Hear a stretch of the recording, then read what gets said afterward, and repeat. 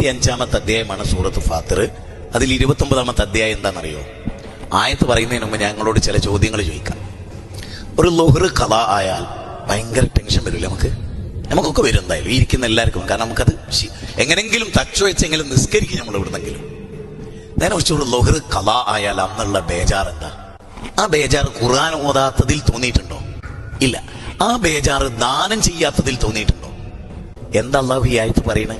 അള്ളാഹുവിന്റെ കിതാബ് നിരന്തരമായി വായിക്കുകയും 5 നേരം കറക്റ്റ് നിസ്കരിക്കുകയും നാം നൽകിയതിൽ ചെലവഴിക്കുകയും ചെയ്യുന്നവർ തിജാറത്തൻ ലൻ തബൂർ, അവരൊരു നഷ്ടം സംഭവിക്കാത്ത കച്ചവടത്തിലാണ്. എന്ത് എളുപ്പമുള്ള വഴിയാണല്ലേ? ഒരു ദിവസം കുറച്ച് ഖുർആൻ ഓതുക, 5 നേരം എന്തായാലും നിസ്കരിക്കും. അതിൽ ഇങ്ങനെ തോന്നണം നമുക്ക്. എന്തെന്നറിയോ? നിസ്കാരം ഖളാ ആയാലുള്ള ടെൻഷൻ പോലെ ഖുർആൻ ഓതാത്തതിൻ്റെ ഒരു വേദന പെരുമാറ് ഖുർആനായിട്ടൊരു ബന്ധം പുലർത്തണം.